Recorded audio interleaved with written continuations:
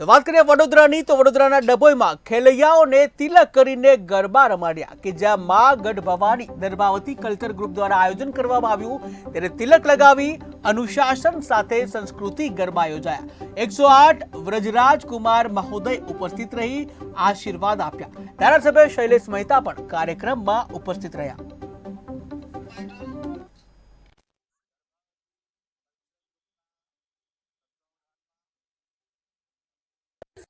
છેલ્લા લગભગ 6 વર્ષથી ખૂબ જ મોટા પાયે ગરબા મહોત્સવનું દર્ભાવતીના અંદર આયોજન કરવામાં આવે છે।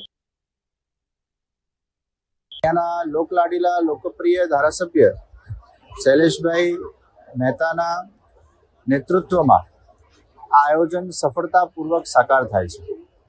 દર વર્ષે શૈલેષભાઈના અંગત નિમંત્રણથી દર્ભાવતીના આંગણે આ ગરબા મહોત્સવને માણવાનો અમને પણ અવસર પ્રાપ્ત થાય છે।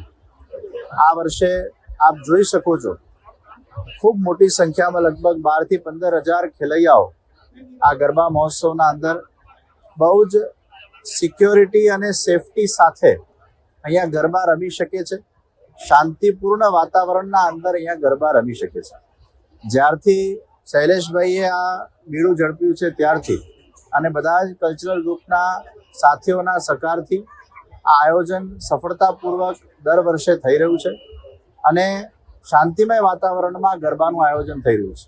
તિલક લગાડીને અનુશાસન સાથે કરે છે। દર વર્ષે આ ગ્રાઉન્ડ ટૂંકું પડે છે એટલે મને વિશ્વાસ છે કે આવતા વર્ષથી પણ ધીરે ધીરે કરતા કરતા સંખ્યા હજી વધતી જશે અને જેમ વડોદરાના અંદર આપણે ગરબાને માણીએ છીએ એ જ રીતે એવો જ નજારો અહીંયા દર્ભાવતીમાં આપણને જોવા મળી રહ્યો છે।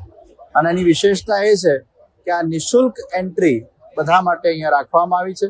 નિઃશુલ્ક ગરબાનું દર્ભાવતીમાં આવું સુંદર સફળ આયોજન કરવા બદલ અહીંયાના લોકપ્રિય અને સમાજ હિત ઈચ્છનારા અને સર્વનું હિત ઈચ્છનારા એવા ધારાસભ્ય શૈલેષભાઈ મહેતાને, એમના આખા પરિવારને અને આખી એમની ટીમને આ પ્રસંગે ખૂબ ખૂબ અભિનંદન।